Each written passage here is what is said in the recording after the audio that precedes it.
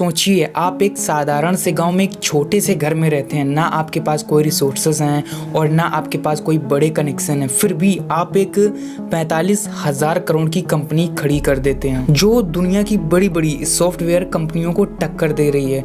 दोस्तों, मैं बात कर रहा हूँ श्रीधर बैम्बू की, जिन्होंने गाँव में रह करके जोहो जैसी इतनी बड़ी कंपनी खड़ी कर दी। ये वीडियो आपके सोचने का तरीका बदल सकती है, तो वीडियो में आखिरी तक जरूर रहना और इस वीडियो में 100 कमेंट का टारगेट रखते हैं तो वो भी पूरे करा दीजिएगा। तो कहानी की शुरुआत होती है 14 फरवरी 1968 को, जब श्रीधर बैम्बू का जन्म तमिलनाडु के एक छोटे से गांव तंजापुर में होता है। श्रीधर का पूरा परिवार खेती किसानी का काम करता था। श्रीधर एक ऐसी जगह पर रहते थे जहां टेक्नोलॉजी का कोई दूर दूर तक रिश्ता नाता नहीं था। श्रीधर एक सरकारी स्कूल में पढ़ाई करते थे जहां ना कोई सुविधा और ना कोई ढंग की पढ़ाई थी, लेकिन फिर भी श्रीधर बैम्बू पढ़ाई में काफी होशियार थे। 1980 के दशक में श्रीधर बैम्बू जी ने अपना IIT JEE का एग्जाम दिया और अच्छे नंबर से एग्जाम क्रैक किए। फिर इसके बाद श्रीधर बैम्बू जी ने अपनी आगे की पढ़ाई करने के लिए उन्होंने अमेरिका जाने का फैसला किया और उन्होंने वहां पर इलेक्ट्रिकल इंजीनियरिंग की डिग्री हासिल की। इसके बाद श्रीधर बैम्बू ने अमेरिकन कंपनी क्वालकॉम में काम करना शुरू किया और इस कंपनी से श्रीधर बैम्बू ने वायरलेस कम्युनिकेशन के क्षेत्र में अनुभव लिया।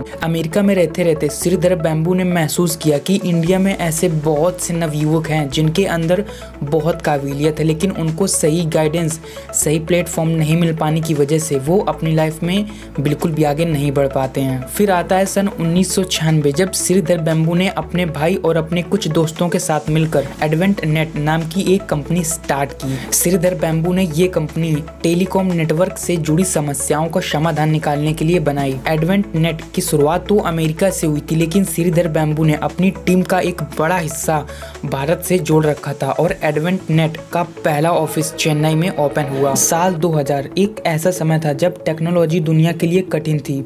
2000 के दौरान .com बबल फूटा, जिससे दुनिया की कई सारी कंपनियां बर्बाद हो गईं और एडवेंट नेट भी इस समय काफी संकट में पड़ गई, लेकिन श्रीधर बैम्बू ने हार नहीं मानी। फिर 2001 में श्रीधर बैम्बू ने सिर्फ टेलीकॉम पर निर्भर रहना सही नहीं समझा। उन्होंने अपनी टीम के साथ मिल करके गहन चर्चा की और उस दौरान श्रीधर बैम्बू ने स्मॉल एंड मीडियम एंटरप्राइजेज की बढ़ती जरूरतों को पहचान लिया था और इसी बीच श्रीधर बैम्बू ने एडवेंट नेट को टेलीकॉम इंडस्ट्री से बाहर निकालकर कॉमर्शियल सॉफ्टवेयर पर ध्यान केंद्रित करने का सोचा। 2003 में एडवेंट नेट ने समझ लिया था कि टेलीकॉम इंडस्ट्री में बड़ा पैसा नहीं बनाया जा सकता और अब श्रीधर बैम्बू का पूरा फोकस छोटे बिजनेसमैन के लिए कॉमर्शियल सॉफ्टवेयर बनाना था और कंपनी ने फैसला किया कि वे अब SaaS मॉडल पर काम करके छोटे व्यापारियों की मदद करेंगे। 2004 ये वही समय है जब श्रीधर बैम्बू की टीम ने अपनी पहली सॉफ्टवेयर सेवा पर काम करना शुरू किया, जिसके बाद इस सेवा को जोहो CRM के नाम से जाना गया। ये CRM छोटे बिजनेसमैन को उनके कस्टमर के डेटा को मैनेज करने और सेव करने का काम करता था और देखते ही देखते इसी वजह से जोहो को खूब पसंद किया जाने लगा और इसी पॉपुलैरिटी ने जोहो को एक नई पहचान दिलाई। फिर पूरे 2 साल बाद 2006 में जोहो ने अपने कुछ और टूल्स लॉन्च किए, जैसे Zoho project, Zoho invoice, Zoho docs और जोहो सीट। ये सारे टूल्स छोटे बिजनेस के लिए बहुत ज्यादा हेल्पफुल साबित होते थे। इसी समय जोहो को पहली बार इंटरनेशनल पहचान मिली और जोहो ने अपना पहला इंटरनेशनल ऑफिस अमेरिका में खोला और ग्लोबल मार्केट में अपनी पहचान बनाई। जोहो कंपनी की एक खास बात और है कि श्रीधर बैम्बू ने कभी भी किसी इन्वेस्टर को अपने बिजनेस में लाने की कोशिश नहीं की, इसीलिए श्रीधर बैम्बू का पूरा कंट्रोल जोहो पर रहता था और इसी वजह से जोहो और ज्यादा आगे बढ़ती चली गई। फिर कुछ समय बाद लॉन्च होता है जोहो क्रिएटर, जो कि एक ऑनलाइन क्रिएटिंग ऐप था।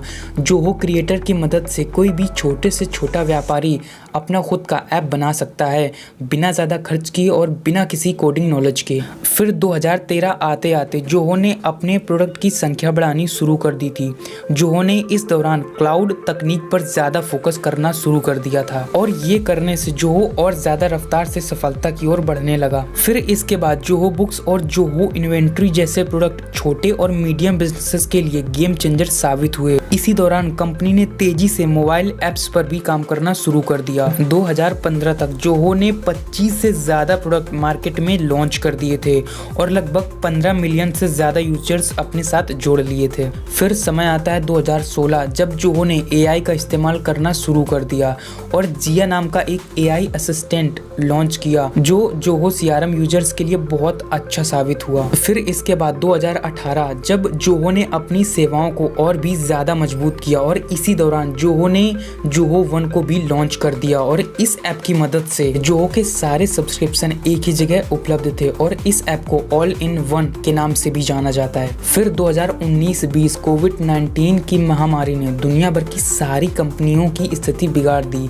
जोहो भी इस महामारी से प्रभावित हुआ लेकिन जोहो ने हार नहीं मानी। कोविड-19 के कारण वर्क फ्रॉम होम का दबदबा बढ़ा और इसी कारण जोहो ने इसका फायदा उठाया। 2020 में जोहो ने जोहो रिमोटली लॉन्च किया जो दूसरी कंपनी को वर्चुअल वर्क स्पेस प्रदान करने का काम करता था। फिर इसके बाद श्रीधर बैम्बू ने कभी भी पीछे मुड़ करके नहीं देखा और अपनी लाइफ में बहुत बड़ी बड़ी सफलताएं हासिल की। तो दोस्तों आज आपने देखा कैसे एक गांव के नॉर्मल इंसान ने इतनी बड़ी कंपनी बना दी। तो अगली वीडियो आप किस पर देखना चाहते हैं कमेंट करके जरूर बता दीजिएगा दोस्तों। और अगर वीडियो पसंद आई हो तो प्लीज लाइक करके चैनल को सब्सक्राइब भी कर दीजिएगा। मिलते हैं किसी और वीडियो में, तब तक के लिए जय हिंद दोस्तों।